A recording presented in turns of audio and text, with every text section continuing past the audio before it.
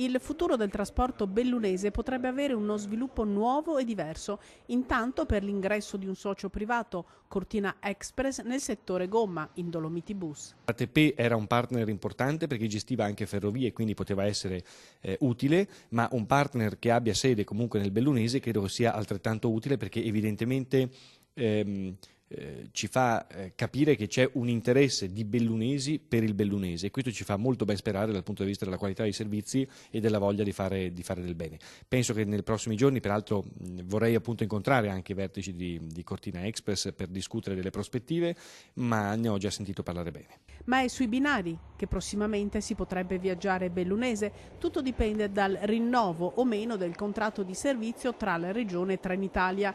Il presidente Zaia ha tuonato contro il servizio annunciando di disdire il contratto a fine anno. Così fosse, ecco la risposta locale. Se veramente Zaia ha dato disdetta a Trenitalia, probabilmente si apre la unica opportunità, direi storica, di fare un'unica gara per la provincia di Belluno per il trasporto su gomma e rotaia insieme e quindi fare una gara per un sistema di trasporto pubblico. Questo vuol dire modificare l'assetto socio-economico di un'intera provincia. C'è una valenza sicuramente turistica in questo tipo di visione, ma soprattutto c'è una valenza, diciamo, di rilancio del trasporto pubblico per gli utenti. Utenti che oggi sono pochi rispetto alla potenzialità che la provincia potrebbe invece esprimere. Sono pochi oggi perché la scarsa integrazione gomma-rotaia fa sì che i nostri servizi non siano ovviamente adeguati e quindi rilanciare invece il trasporto in altra maniera potrebbe generare delle economie di scala veramente interessanti e dei servizi, anche un'offerta di servizi molto interessante che potrebbe completamente modificare il modo con cui noi ci spostiamo nel bellunese.